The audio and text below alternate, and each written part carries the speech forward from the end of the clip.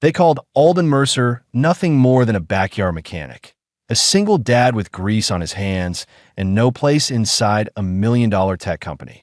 But when a $200 million medical device failed in front of everyone, the one man they looked down on became the only person who could hear what was really wrong. And what he fixed that day changed more than the machine. Before we continue, tell us in the comments, where are you watching from? Alden Mercer had never planned to enter a building like Ellison Biosystems. The lobby had floors so polished they reflected the ceiling lights like water. Men and women in tailored suits walked past him without looking down, as if people with oil stains on their sleeves simply belonged somewhere else. He was 34, a single father, and the owner of a small repair garage on the edge of Portland.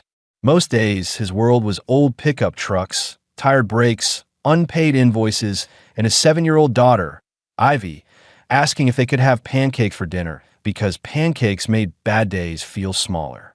That morning, he had come to Ellison Biosystems for one reason only. Their shuttle van had broken down outside his garage. Inside that van was a sealed equipment case, 2 nervous engineers, and a driver who kept checking his watch like time itself was about to fire him. Alden fixed the van in 12 minutes. Not because he was showing off. Not because he wanted attention. Because he could hear what was wrong. A faint, uneven tick in the starter relay. A small delay in the ignition response. The kind of thing most people ignored until the whole system failed. One of the engineers, a younger man named Priya's assistant, offered him a temporary visitor badge and asked if he could ride along. Just in case it stalls again, the assistant said. Alden almost refused. Ivy had a school pickup later. The garage had 3 cars waiting, and places like Ellison Biosystems had never been kind to men like him. But the assistant looked desperate. So Alden locked the garage, called his neighbor to cover the front desk for an hour, and climbed into the van. He didn't know the case in the back held the central calibration core for the Vana 9, a robotic surgical system designed for delicate spinal procedures. He didn't know the company's entire public trial depended on that afternoon. He only knew everyone in the van was too quiet. By the time they reached the building, the air already felt wrong. Alden followed them through security, past white corridors and glass offices, until they reached a private demo room filled with executives, doctors, and investors. At the center stood the Vanta 9. It was beautiful in a cold, expensive way. For silver arms, fine-point instruments, a glowing control table. It didn't look like a machine built by people. It looked like a promise people were afraid to touch. Then the warning beep started. At first, nobody moved. Alden watched the robotic arm twitch once. Not much, just enough. The lead engineer tried to reset the panel. The screen flashed red again. Mara Ellison, the company's CEO, stood near the front with her jaw tight and her hands folded so firmly her knuckles had gone pale. She was younger than Alden expected, maybe mid-30s, with calm eyes that were working too hard to stay calm. Alden noticed that first. Not her suit, not the expensive watch, not the sharpness in her voice when she asked for a status update. Her eyes. They were the eyes of someone carrying more than a machine failure. The board member beside her, Grant Voss, glanced toward Alden with open irritation. Why is he still here? The assistant answered quickly. He fixed the transport van. Grant looked Alden up and down. So now we're bringing roadside mechanics into medical trials? The words landed quietly, but Alden felt them. He had heard versions of that sentence his whole life. Not good enough. Not educated enough. Not clean enough. He looked down at his hands and thought of Ivy's tiny fingers wrapped around a spoon that morning, pushing cereal around because she was worried about the field trip money he hadn't paid yet. Then the Vanta 9 twitched again. Alden's head lifted. That sound. A soft skip beneath the alarm. He stepped half a pace forward before he could stop himself. The feedback signal is late. The room turned toward him. Mara's eyes narrowed, not with insult, but with focus. What did you say? Alden swallowed. The arm is correcting after the movement instead of during it. That's why it's shaking. The lead engineer stiffened. That system is sealed. I'm not saying open the core, Alden said. I'm saying check the sensor line before you blame the core. Grant let out a humorless breath. This is absurd. But Mara didn't look away from Alden. For 1 second, The whole room seemed to shrink down to the space between them. Alden could feel every reason to stay silent. Then he thought of Ivy's hearing aid, the night it failed before her school concert, and how she had cried because she thought the world had gone quiet just for her. He looked at Mara and said softly, "I've heard this problem before." Mara studied him as if she was trying to decide whether he was dangerous, lucky, or exactly what the room needed. Then she stepped aside. "Show me." Alden did not touch the machine at first. That surprised Mara. Most people, when given a chance to prove themselves in front of important people, rushed. They wanted the room to see their confidence. Alden only crouched beside the Vanta 9, tilted his head slightly, and listened. The room stayed tense behind him. The warning light blinked red against the glass wall. Grant Voss crossed his arms. "This is a medical platform, Mara, not a lawnmower." Alden glanced back once. "No, sir. A lawnmower usually gives you more room to work." A few people looked down to hide a smile. Mara almost did too, but the fear in her chest was too heavy. The Vanta 9 was not just a company product. It was the last project her father had started before his stroke. Everyone outside the building called it innovation. Inside Mara's mind, it was something more painful. It was proof. Proof that she had not inherited a company just to watch it fall apart. Proof that she could lead without turning into the cold, unreachable person everyone expected her to become. And now the machine was failing in front of the people who could shut down the trial before it ever helped a single patient. Alden removed one small panel with the engineer's permission. He didn't force anything. He didn't act like the room belonged to him. He moved like someone who respected machines because he understood what happened when they failed people who needed them. "Do you have a thermal camera?" he asked. The lead engineer hesitated. Mara nodded toward him. "Get it."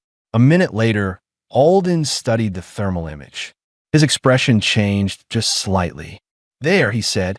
Mara stepped closer. She smelled faintly of rain and expensive perfume, but beneath that, there was coffee. Too much coffee. Alden noticed it and immediately hated himself for noticing. He pointed to a thin, glowing line near the inner joint. "That wire is heating because it's carrying resistance it shouldn't have. Something's pinching it when the arm rotates." The engineer leaned in. "That section passed inspection." "It probably did," Alden said, "but not under pressure. Not while moving." Mara looked at him. "How sure are you?" Alden exhaled through his nose. "Sure enough to say you shouldn't run the demo again." That answer cost him. Everyone saw it. He could have lied and sounded heroic. He could have said one adjustment would save the day. Instead, he gave Mara the truth that nobody in that room wanted. Grant stepped forward. "So your expert advice is cancel the trial?" Alden stood slowly. "My advice is don't put a patient near a machine that hasn't earned trust yet." The words hit Mara harder than the alarm, because they were not spoken like an accusation. They were spoken like a memory. She looked at him again, really looked this time. The tired face, the guarded eyes, the cheap visitor badge clipped crookedly to his jacket, the school bracelet around his wrist, made of purple string and one plastic bead with the letter I. "You have a child," she said quietly. Alden's hand moved toward the bracelet without thinking. "My daughter. What's her name?" "Ivy." For a second, the machine, the investors, the room all faded. Mara's voice softened. "How old?" "7." Mara nodded, and something in her expression shifted. Not pity, something more careful than that. "My father built the first prototype after my little brother lost feeling in his legs," she said, low enough that only Alden and the nearest engineer could hear. "It was supposed to help people like him." Alden held her gaze. "Then don't let them rush it for people who only see a number." Mara looked toward Grant. Grant's face tightened. The truth became clear before anyone said it. The pressure to demo today had not come from the engineering team. It had come from the board, from investors, from men who saw delay as weakness and a safety warning as bad optics. Mara straightened. "We're pausing the live demo." The room stirred. Grant's voice dropped. "You do that, we lose confidence." Mara didn't blink. "If we hide a fault, we lose more than confidence." Alden felt the temperature in the room change. Not because everyone suddenly respected him. They didn't. But because Mara had made a choice that could cost her. And somehow, She had made it because of something he said. The lead engineer cleared his throat. If we can confirm the pinch point today, we may still save the trial timeline. Alden looked at the open panel again. You'll need someone with smaller tools and more patience than pride. Mara almost smiled. Do you know anyone like that? Alden looked at her, and for the first time that day, his guarded expression eased. I might. They worked for the next 2 hours. Not as CEO and mechanic. Not as polished world and rough world. Just two people standing beside a machine that mattered. At one point, Mara handed him a precision driver. Their fingers brushed. It was nothing. Alden told himself it was nothing. But Mara went quiet for a beat too long. Then the hidden fault appeared. A compressed sensor ribbon, folded under a mounting bracket so cleanly that no inspection scan had caught it. The engineer whispered, "My God." Mara looked at Alden. Her relief was visible, but so was something else. Trust. Then Grant's voice cut through the room. Before we celebrate, someone should ask how a garage mechanic knew where to look. Alden turned. Grant stepped closer, holding a tablet. Because according to this, Alden Mercer once worked at Halden Robotics. Mara looked at Alden. The room went silent again. Alden's face changed. Not fear, pain. Mara's voice was careful. Alden, why didn't you say anything? He looked at the machine, then at the floor. Because the last time I told people who I was, they only remembered how I left. Mara did not ask the question in front of everyone. That was the first thing Alden noticed. She could have turned his past into a public interrogation. She could have used the moment to protect herself, distance herself, make sure the board knew she had never invited trouble into the room. Instead, she looked at Grant and said, "Clear the demo room." Grant's eyebrows rose. "Mara, now." Her voice stayed calm, but no one mistook it for a request. One by one, the investors and staff stepped out. The lead engineer stayed near the door until Mara nodded for him to go too. When the room finally emptied, the warning lights were off, the machine stood still, and the silence felt heavier than the alarm. Alden kept his eyes on the floor. "I didn't lie," he said. "You didn't tell me the whole truth, either." "No." Mara folded her arms, but her face was not cold. "Were you fired?" Alden let out a small breath. "I resigned before they could make an example out of me." "For what?" He looked toward the Vanta 9. "For stopping a launch." Mara's expression changed. Alden ran a hand over the back of his neck. Halden Robotics had a mobility brace ready for market. Everyone was calling it the future. I found a stability issue during load testing. It didn't fail every time. That was the problem.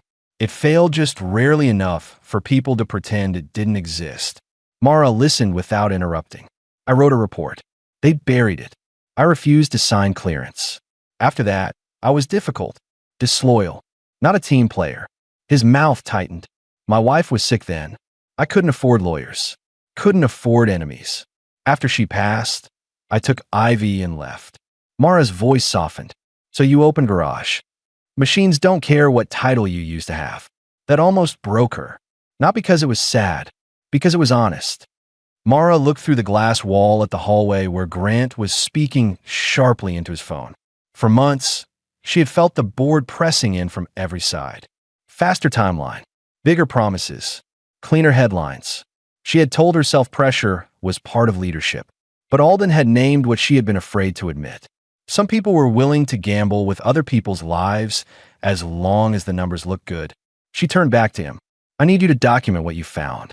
Alden shook his head. "You have engineers for that. I need someone who will say the truth plainly.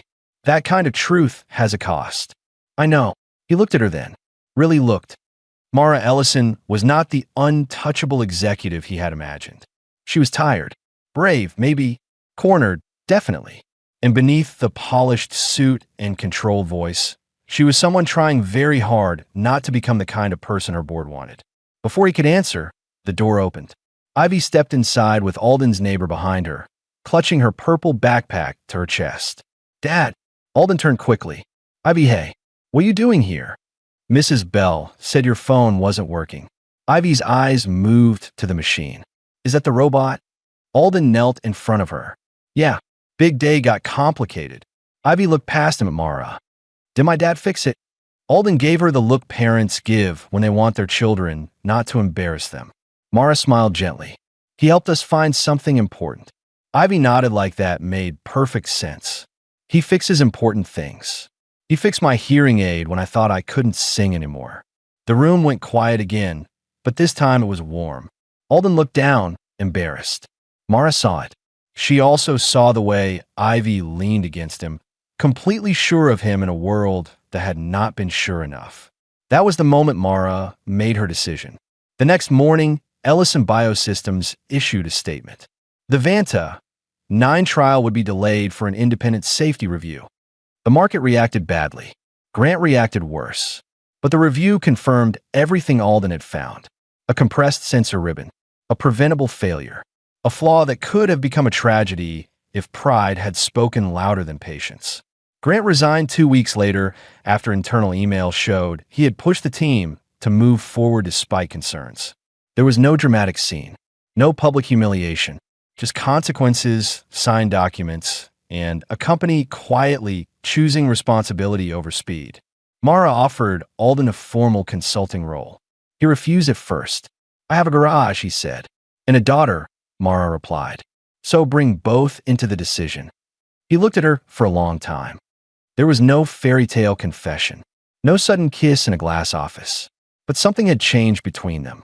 Something steady, something adult. The kind of feeling that did not need to rush because it had already survived the truth. Months later, Alden stood beside Mara in a hospital training room as the corrected Vanta 9 moved with perfect precision.